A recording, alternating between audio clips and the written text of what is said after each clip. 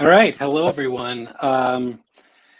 First of all, those of you in the chat, could you just make sure that you can hear me and see me by responding back really quickly? Awesome, thank you, Jonathan. Awesome.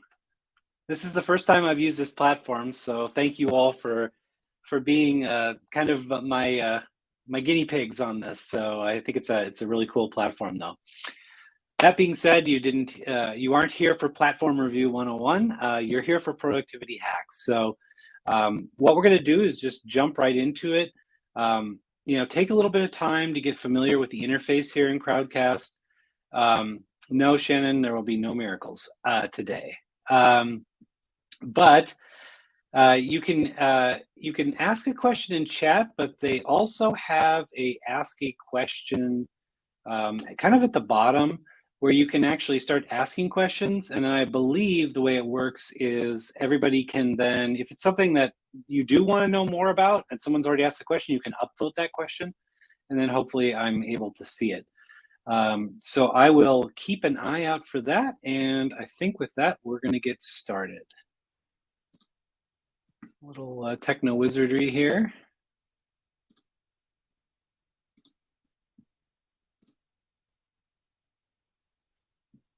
All right.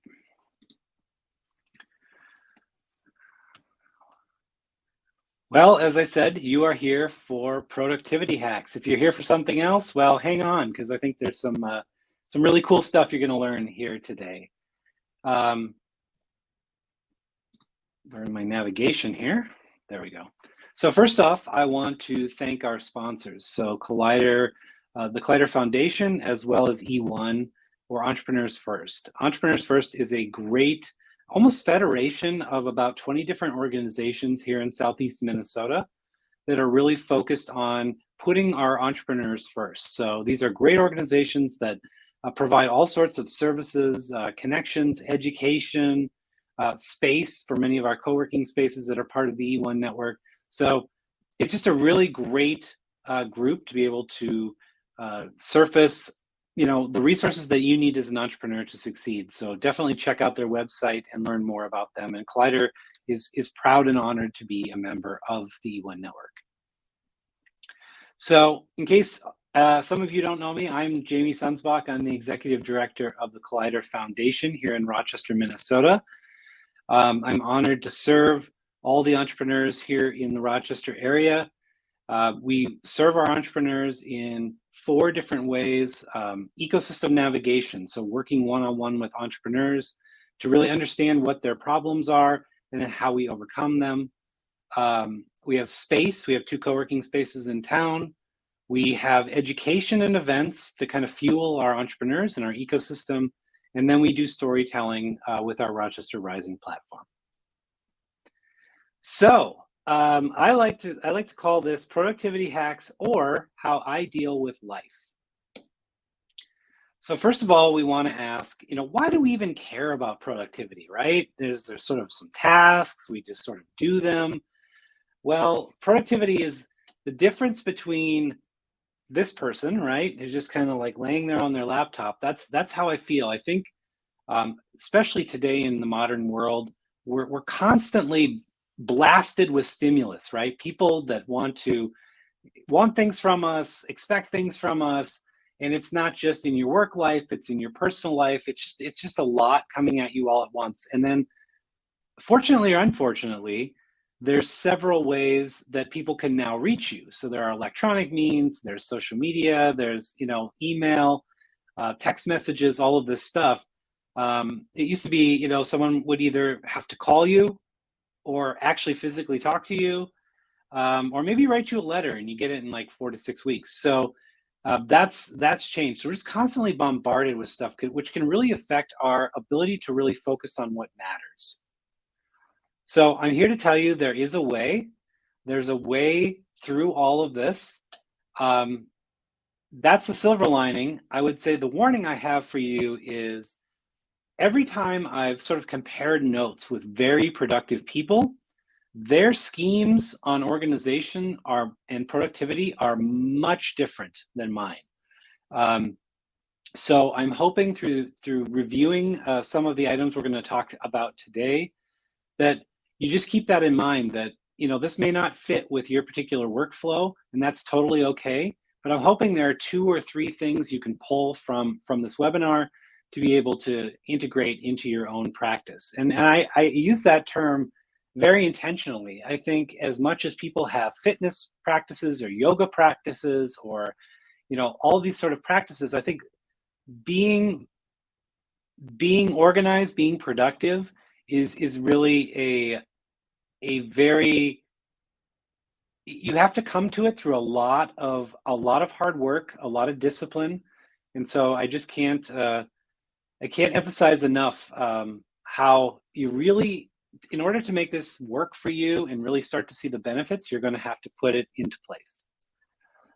So today we're going to cover my organizational workflow.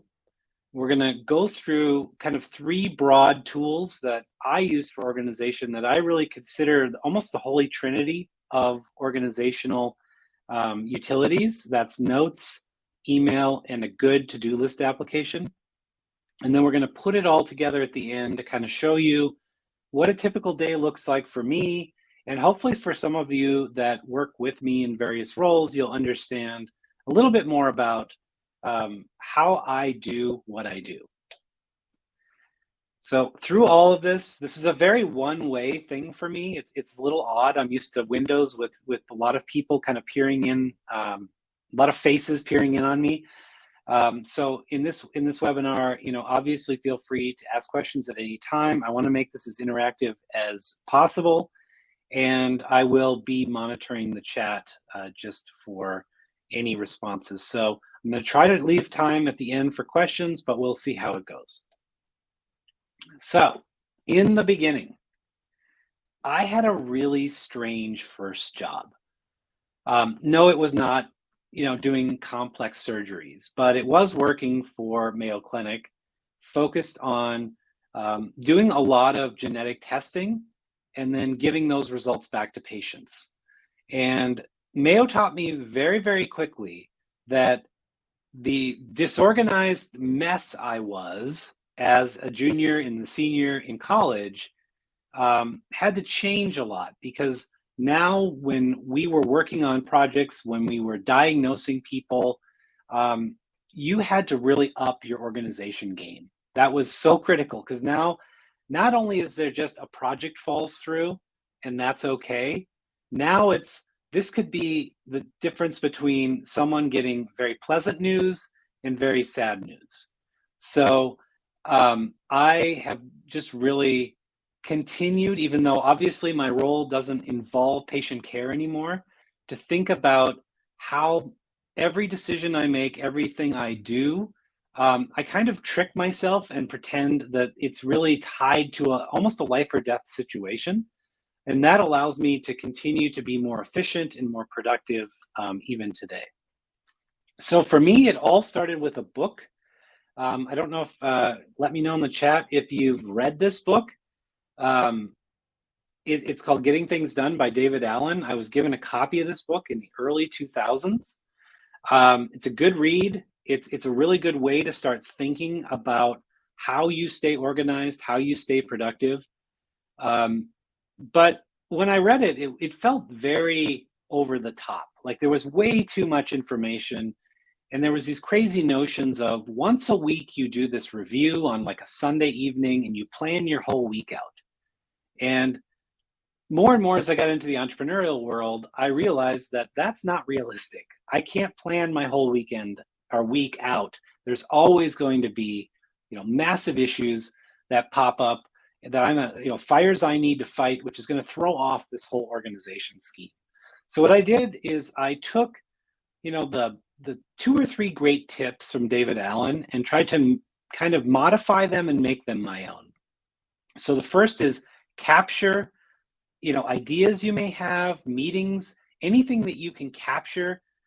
Find a tool to capture it instantly, and hopefully it's easy to review at some time. Review regularly. Like I said, David says to do it once a week. I do it once a day. I know that can kind of, for those of you that don't do a process like this, a daily review, that can seem overwhelming. It can be like, well, now I'm adding on extra time to my day.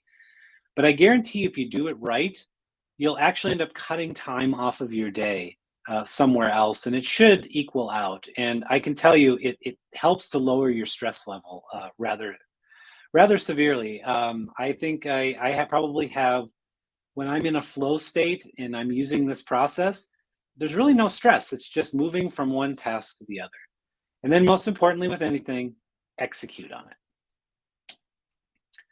So I like to call it modified GTD. I don't say that a lot because, maybe David Allen's lawyers would get on my case, but it's really something I modified from his book. So I want to kind of take you through my morning routine. I dump everything into one big container. So I don't separate my personal life or my professional life. I put it all together because it just makes it easier to do. I do it in the morning. It really doesn't matter when you do it. Some people say the evenings work better for them. Totally makes sense. It's dependent on your circumstances. But I think the important part is it's in between, say, the previous day's work and then your next day's work. I think that's what's most important.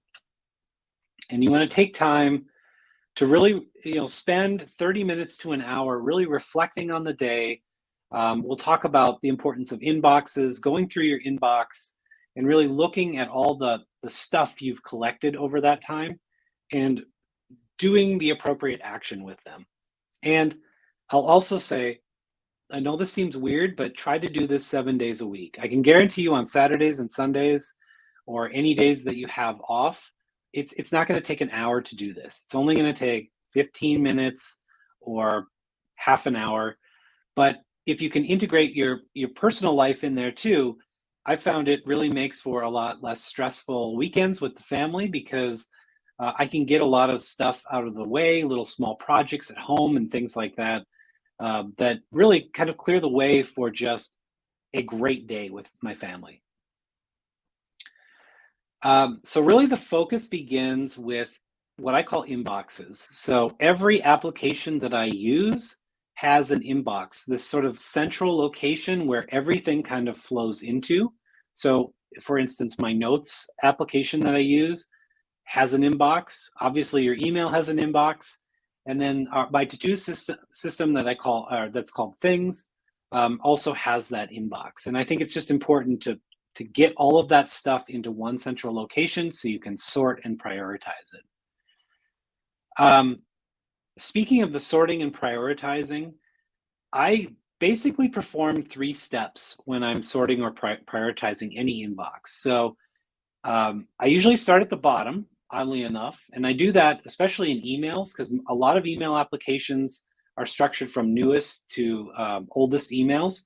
I like to start with my oldest email because I feel like I owe that person a response or at least some attention. I hate when, I'm constantly just cherry picking off the top because I don't think that's doing justice to the important stuff underneath.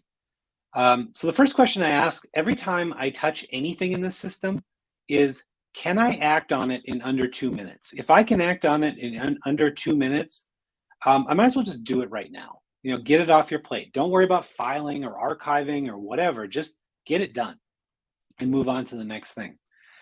If it's something complex, like a big project you have to do or something, you want to take time to brainstorm and break that really big task at the end up into simple, more manageable pieces, and then kind of look at the timeline that you have to accomplish that and sort of break it up into these manageable chunks that you can do just a little bit each day and move towards progress with your goal. Or if you, look in your email, for instance, and you see the newest Trader Joe's newsletter about cool stuff that you want to buy at Trader Joe's, take a look at it, archive it, and move on. So again, I think it's important to review to-dos every day. Again, morning or evening works best. So once I've reviewed everything in my inbox, the things that remain that I want to turn into actionable items or to-dos, now I'll talk briefly about the process of how I do that. So the first thing I do is check my calendar. Calendars don't factor in a huge amount with me. I know some people run their lives from their calendars, and that's totally okay. I've just not found that that works very well because once something goes off kilter with my calendar, it seems to ruin the rest of my day. So I try to stay away from calendars. The only thing that go on my calendars are fixed items like meetings or very important events that I need. And then I kind of work around it the rest of the day with my to-do items. So first thing you should do is check your calendar. If you have a really heavy day full of meetings, you have to set those expectations with yourself that you're not going to get that much stuff done today. So maybe you only want to work on 1 or 2 items out of your to-do list, and that's perfectly fine. You're super busy with other stuff. The thing you don't want to do is say, I have all these meetings, plus I have 12 tasks to accomplish. I think you have to be real with yourself and honest with yourself that it's going to take a little bit of time to get all of this accomplished. And as long as you're meeting for the right reasons, I think that that's okay, right? I don't know what happened here, so I apologize. And I think I scrolled over something I shouldn't have. Let's just try this again. Apologies. Well, since I'm fumbling around, are there any questions that people have so far?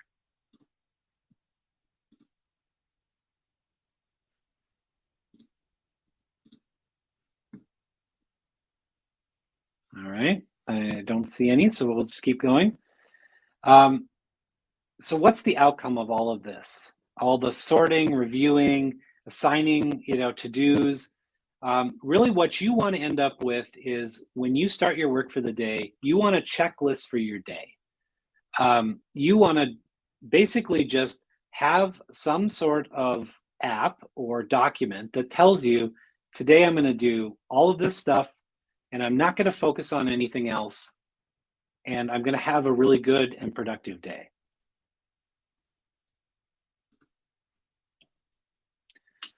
So let's talk about notes. So it really doesn't matter how you take notes. I'm not here to tell you you have to do it electronically or paper's the only way to go.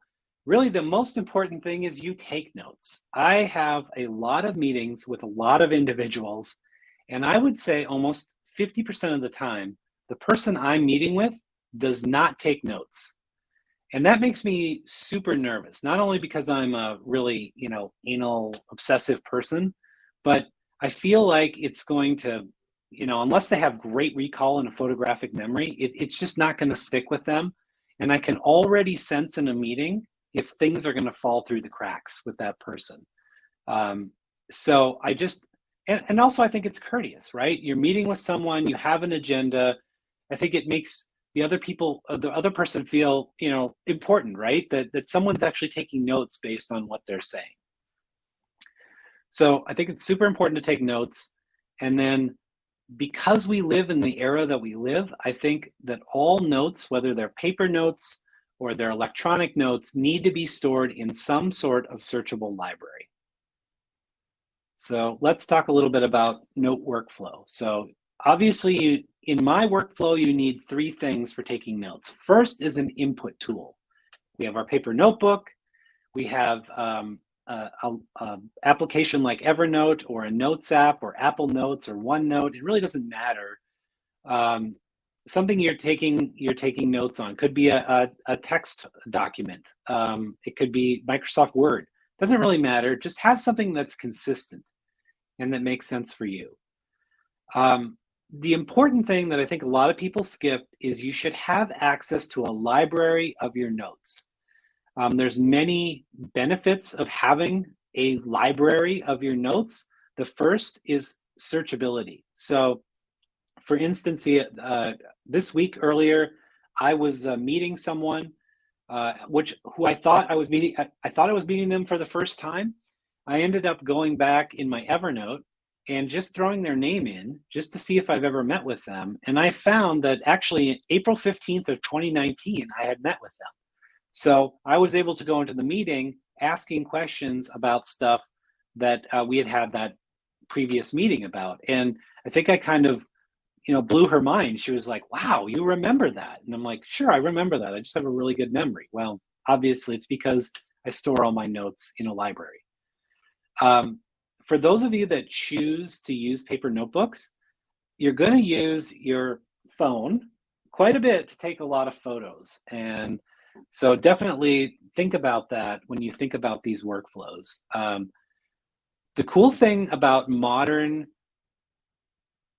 note-taking applications like Evernote, like Microsoft's OneNote, a lot of them have really solid handwriting recognition built into them. So it used to be pretty difficult to do handwriting recognition, but Evernote does a pretty good job with it. And I think as AI and other technologies get better, not only will it just kind of try to recognize everyone's handwriting, but I think it will actually try to recognize your individual handwriting, which is really cool. So, um, these libraries, whether it's Evernote, OneNote, Apple Notes, most of them have a cost to them.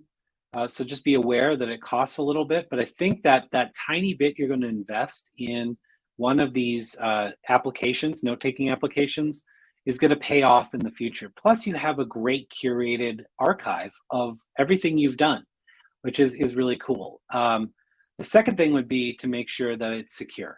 So a lot of these more well-known applications have a lot of things like two-factor authentication and stuff like that. So just make sure whatever you're using has some level of security, and please don't put vital information into your library. So I don't want to see photos of your social security cards. I don't want to see, medical information. That stuff you should probably find a different solution for. Just keep your notes and things that you've written in your library. And then the output of all of this is when you're taking notes, you're listing down next steps and things that you have to do. You want to make sure that anything you list as a next step or a to-do from a meeting goes into your to-do app. And we'll talk about a to-do app here in a second. The important goal is to turn, those notes into to-dos that have actionable steps. And as the great salesperson Ron Popeil says, set it and forget it. So let's do a quick demo on notes, and I'll prove, I did that again. I don't know how that works. We will stop sharing here for a sec. We will flip over to Evernote, which is my preferred application of choice. So we're going to mimic a typical day for me. This would be me in my morning review session. And I've collected a bunch of stuff from the day before. Typically it's pages and pages and pages, but we're kind of simulating it here just to make it more manageable. Now, you can see that in this inbox, there's things I've read that I just want to keep and store or review for later. It's a mixing of my personal life. You're seeing a great recipe I found for Instant Pot chicken noodle soup. But you're also seeing a couple meetings, maybe a meeting with Bob Smith, who's an entrepreneur in town, or a creative meeting for maybe setting up a event or something like that. And then one thing I did keep from yesterday is I was in a meeting with Shannon Harris, who I know is in this course right now, and she mentioned that Victor Huang, who I know, and who is a really, really cool person, has a website. I didn't even know he had a website. So I definitely bookmarked that and wanted to review it later. So I'll just take you through sort of a typical scenario for me of how I go through my notes. So start at the bottom. And, Victor, it probably takes me about a minute and a half to read his site. And then I'm just going to grab it and archive it.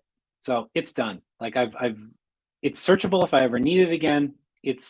I've digested the information I need. Now I can move on. Here's a meeting that I had. So I divide my meetings into 3 sections, and I've always done this with my notebook. So I have thoughts, or you can think of it as agenda. Before I start any meeting, I actually want to know, what's the minimal viable outcome from the meeting? So I actually write that typically under this section. So I remind myself at the meeting that what does success look like for this meeting? It's that particular thing. If I don't do that, I don't consider the meeting a success. Notes, obviously, there's a proposal that's, due. These people are on board, it's funding secure. But while I'm in the meeting, if there's anything that I need to do personally, I'm actually listing them under this to-do section so that I can later on take these, copy them, and paste them in my to-do application. Some of these, you can look at right off the top and say, okay, a proposal for a creative meeting. This is a multi-step process if I'm going to create a proposal. So I'm going to break those up into, easily attainable chunks. And then I'm going to assign them different dates and time. And then there's a goal for a slide presentation on the 24th, same sort of thing. So once that's all in my system, again, archive, move on. Here's a meeting with Bob Smith, who's an entrepreneur in town. And I have to connect him with 3 different people. That was the outcome of the meeting. And I want to send him a summary of Slider. Collider. Wow, it's one of those days. It's Friday, everyone. So I'll go into my to-do app. I'll put these in there. And then something that I also do is I have these templates. So at Collider, we want to collect data about the people we're helping. So I always used to have to flip between different applications and stuff, but I just started making some embedded links to applications so that I can say, okay, I helped this person by introducing them to 3 great people in our community, and I also sent them a summary of Collider. So I can go in and just click, and that will bring me to the right database to deposit that information.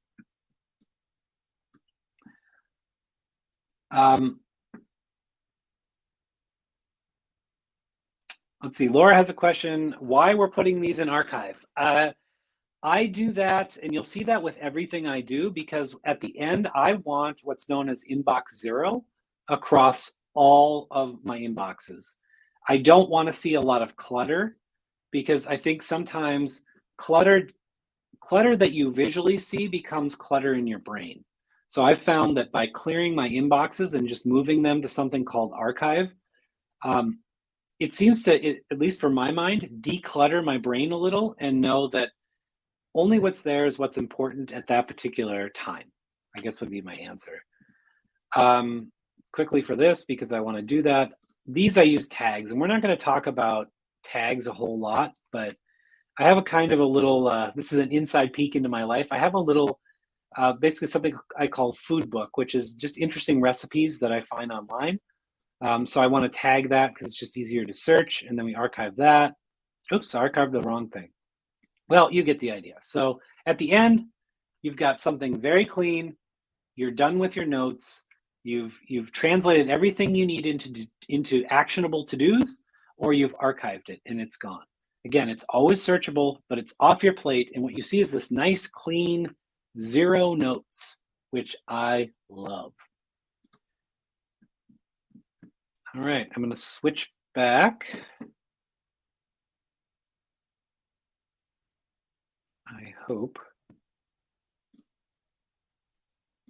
to my slide deck.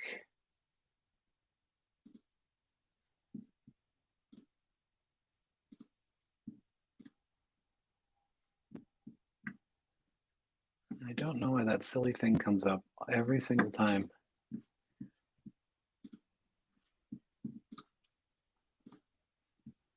This is what I get for going on new platforms, I guess.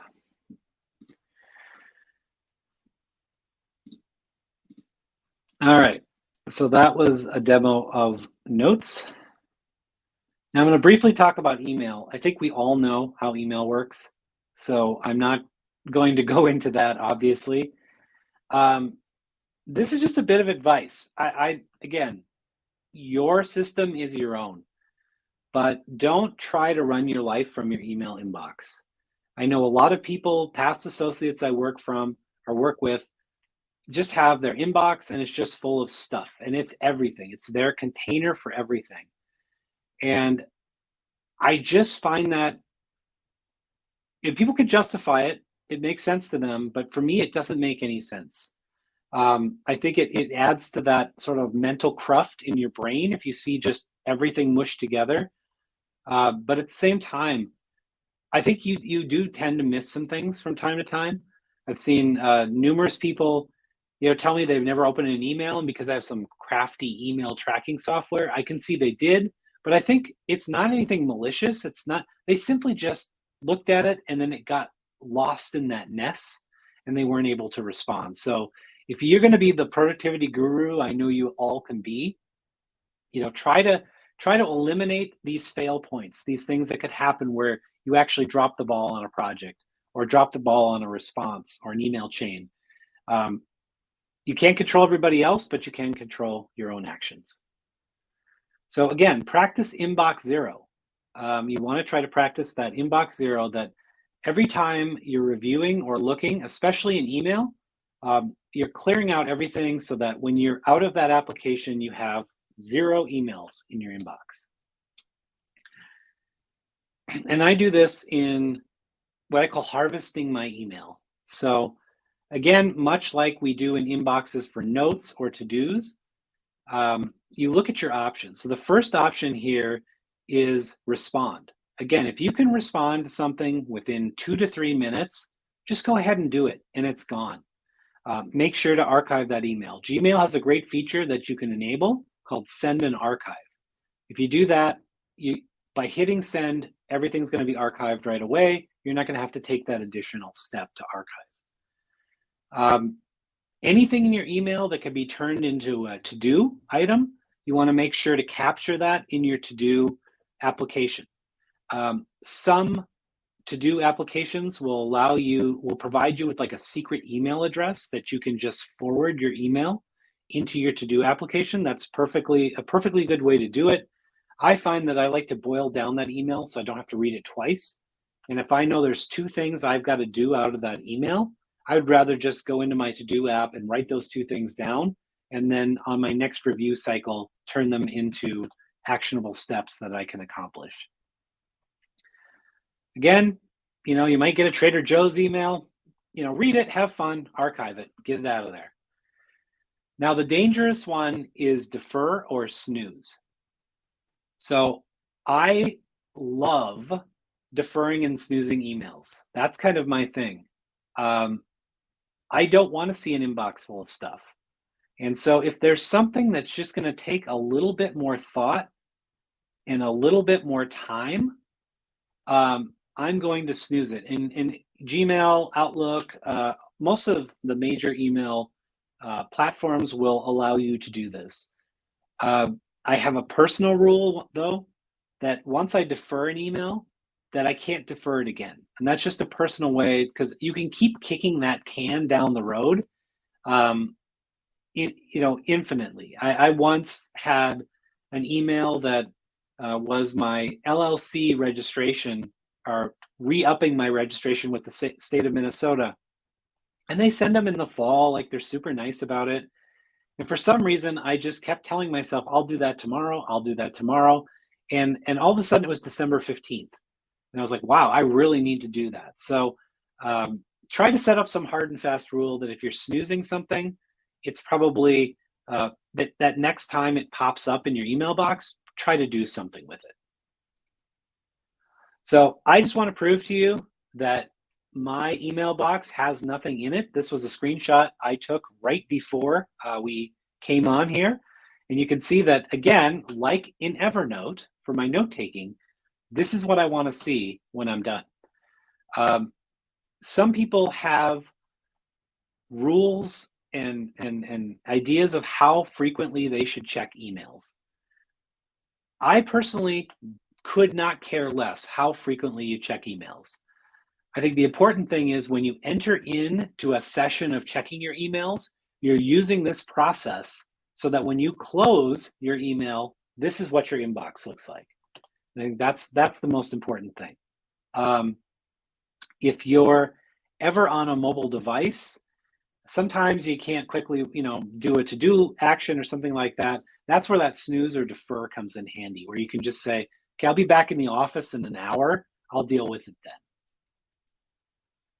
So the heart of everything is this to-do list software. I cannot emphasize enough. I've tried to do this on paper. I spent 5 years of my life with notebooks trying to do all this. And it was just a lot of ledger transferring. It was like, oh, didn't do that today. I got to move it over here. I've used colorful tabs. I've used, you name it, I've probably tried it. It was only after modern sort of cloud-based to-do list software appeared that I kind of found my holy grail and really kicked it into the next gear for me for organization. So it's worth kind of stopping here and talking about some of the to-do list applications that are out there. Again, your mileage will vary. You have to find one that really resonates with you. Some of them are free, all the way up to, I would say, $100 or $200 to buy this software application. More and more, as with we're seeing most of the things and services in our life, it's going to a monthly fee model. I'm not a big fan of that if I can get away with it. I would prefer just to pay once, but I understand Evernote went to that model, so I'm paying a monthly fee for Evernote. But my chosen to-do application of choice is something called Things. It's available only on the Mac. So sorry, Linux users or PC users, you won't be able to use Things. OmniFocus is another really good one. That's the one I started out with initially. It just got there was too many features in it, and I just ended up playing around with features all day, which is just not helpful. Google Keep, Microsoft To-Do, Todoist, Apple Reminders, these are all great things. And I just encourage you to try some of them, to really play with them and see what works for you and your workflow. Most importantly, make sure it has the capability to do recurring to-dos. A lot of the stuff that you do, if you do something more than 3 times a week, make it a recurring to-do. So just have it pop up at the right times to remind you to do those things. And the biggest need that I see is the ability to quickly enter anything at any time in the app. And so the sort of means test that I use for this is, can I drive in my car, have a random idea, and get it into my to-do list with just my voice? So if I could do that, I can pretty much enter in these ideas or notes to myself, from anywhere. I still haven't figured out the shower one yet, so if anybody has a good idea for that, please let me know. That's the one that still I get great ideas. They always say you get great ideas in the shower. I get a lot of great ideas in the shower, but I kind of have to hold on to them until I get out of the shower. So let me quickly show you an example of to-dos, and I will be using Things, which is my absolute favorite. It is my constant companion and friend.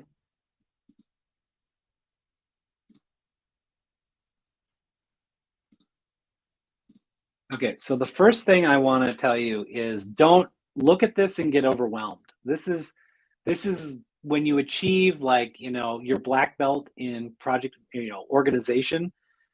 This will all maybe make sense to you. So don't worry about that. What we should really worry about is this area.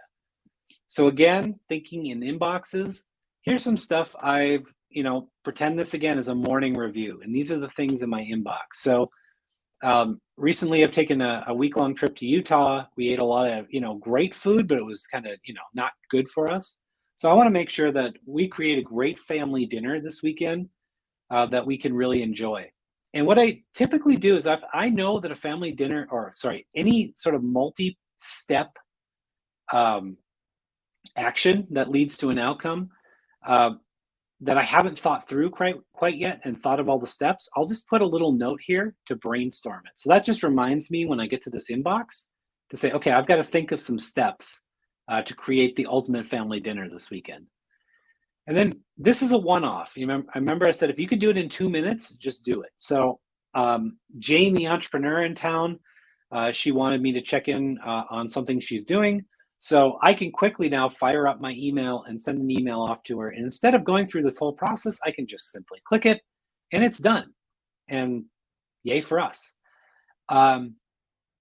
So I'm using this productivity hacks folder. So I'm going to take this family dinner. And I'm going to drag it into something I've kind of pre-populated, which is family dinner. And for the sake of time, because I didn't want to run out, this is where you would brainstorm all the steps. And you don't have to think of the steps in order. You just think of the different pieces. And I've tried to simplify it with a concept that you all know, which is sort of planning and executing on a dinner plan. You can use this for any sort of project in your work life or your personal life. So I want to identify that I want my dinner to be served. I want to have this on Sunday. So I'm going to go and I'm going to tag Sunday. And then I have specific tags to tell me how important is this that it gets done that day. So obviously this is the desired outcome. So you're going to want to say, oh, of course, it's due today. Obviously, if I don't make dinner for my family, there's going to be a lot of repercussions. Trust me, there's going to be a lot of repercussions. Get groceries. You know, it's Friday. Maybe I have a great presentation with you all today. So I'm like, you know what? I'm going to take an hour off today and I'm going to go get groceries. So that's due today. And you can kind of go through all of these and just organize them into sort of, I was just reading Ahmed's comment. Yeah, you kind of are an audience plant though, I think. But thank you for being the best audience plant possible. So you would go through and list out all of this stuff. And then what you're going to see is when it's all done, only the to-dos that are necessary and relevant for you today are going to show up in your today. So if you go up to today, here's all the things that I need to do today. And you can see a list of all. So this is a list of all. And sometimes that all can cause a lot of anxiety. It's like, oh my gosh, it's 12:42 on a Friday. Like, how am I going to get all this stuff done? And I class them by 3 different tags. So things I can do quickly in the morning. A lot of these are recurring events. For many of you, maybe who don't know, I run a co-working space. So there's certain like things you have to do in the co-working space every day to make sure it works and it's functional for everyone. There's some things like reviewing my inboxes that I remind myself to do.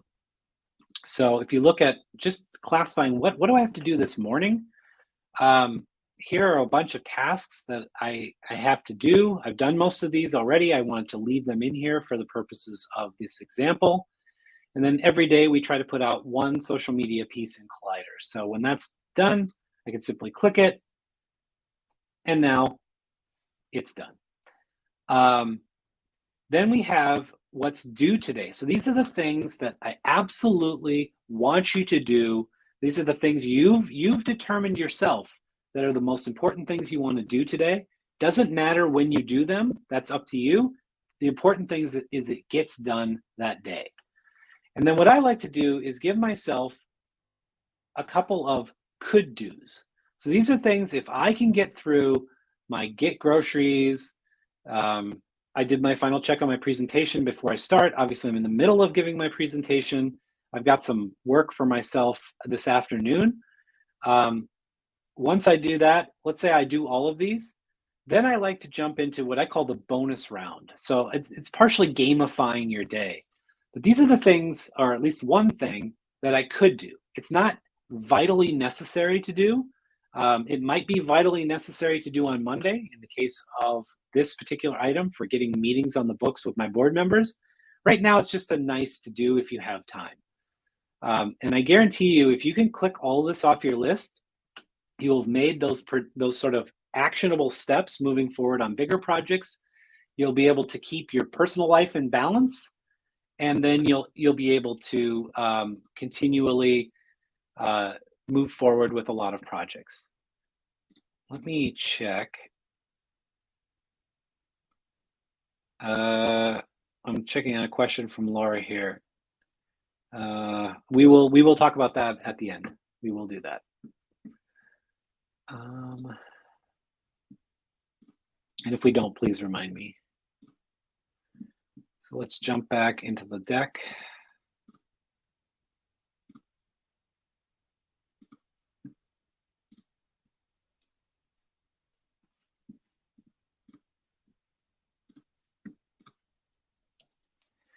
So putting it all together. So this is an example of my typical weekday. pretty much at 7:30, I go into that review process. So I take every note from my notes inbox, my email inbox, or my to-do inbox, and I go through them. If anything needs stepping out into these actionable steps, I do that. Um, I review my email. In many cases, I respond to a lot of my email, and I organize everything so that I can have that set it and forget it day. So that once I'm done with that process, I know here's the checklist that I need for today with things to get started. I always try to tackle a major thing first because it makes me feel good. If I can really get the ball rolling each day with some big thing that I have to get done, I think that's super important. And you can see, in between that, I might duck in and check email really fast. Maybe there's a meeting from this time, and then there's of course lunch because you've got to look after your own health as well. Another email, some meetings, and then maybe I can tackle a couple of other big to-dos in like this big 2-hour time crunch, followed by just peeking in on email again. I try not to look at email while I'm actively working on a project. It just sidelines everything. And then maybe at the end of the day, I've got an hour left, and I'm like, man, I got all of these done. That's quite an accomplishment today. And now I'm going to do a couple of these minor to-dos just to kind of that cherry on top of what you're doing for the day. That's pretty much a typical day for me. Now, what you don't see is a checklist of 500 items I need to do. Those have all been properly filed, time boxed. They'll show up when the time is right. But right now, this is what you need to do. And please don't overstretch yourself. I've found that I can only focus on 3 big projects per day, and you just have to be okay with that. I know sometimes it feels like everything needs to be done, and trust me, you're going to have those days where you have to go way beyond this and do all of these projects. Um, but I've also found that if you're getting slammed with that much work all the time, you either ask for a raise or you probably need to look for another job because uh, the dictates of what people expect of you is just not going to be good ultimately for your health or your productivity in your job. So something that as you start to do a practice of reviewing, to-do box inboxing, getting things into to-do lists, having your set it and forget it list, uh, you can start to feel like the software controls you.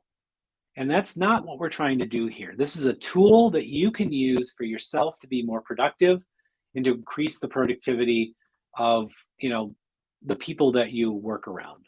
It doesn't control you. I spent about 2 years when I was working at a previous job at Mayo, really focusing on my to-do list telling me what to do. It felt like my to-do list was my boss every day. And I would get visibly upset and in many cases like almost have a breakdown because I didn't check all my boxes for the day.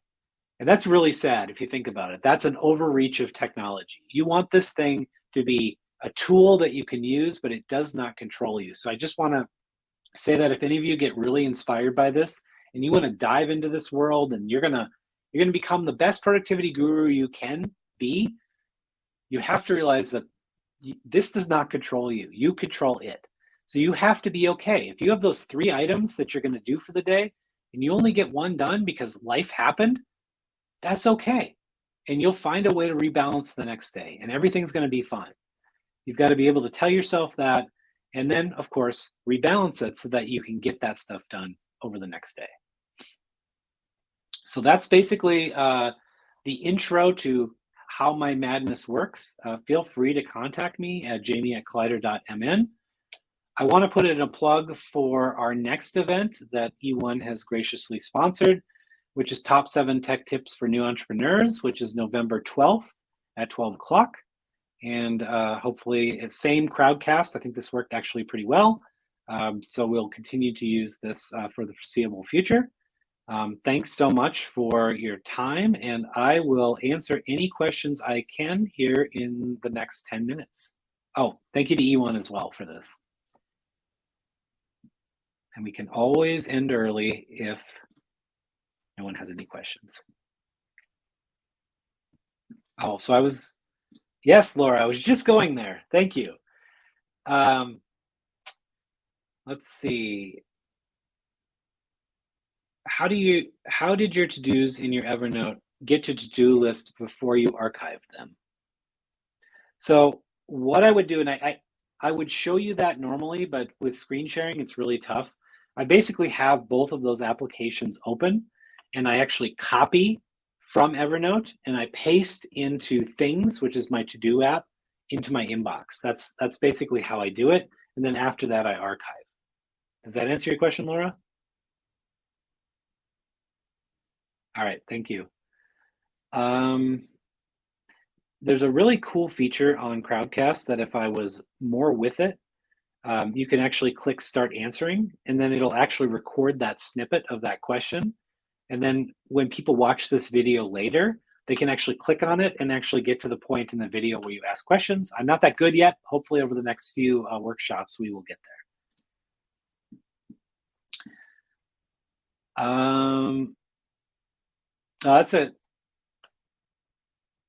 That's a good point, Jonathan. You know, a lot of people, have been diagnosed with ADHD, and that's also something to think about when you're, it seems like this work, more and more as we get to what I call the screen-based economy.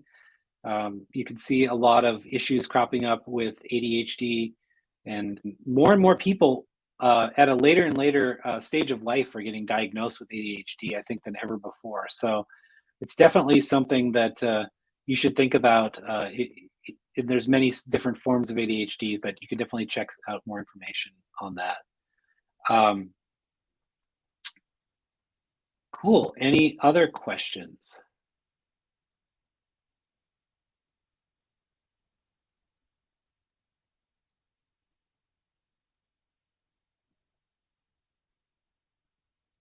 All right, with that, I'll give you some time back today. Thank you for being a part of this webinar, and I appreciate the feedback. This chat is awesome. It is so much more fun to deal with and talk to an active audience. So thank you so much, and have a great day. This video will be available. I think it takes about 3 or 4 minutes.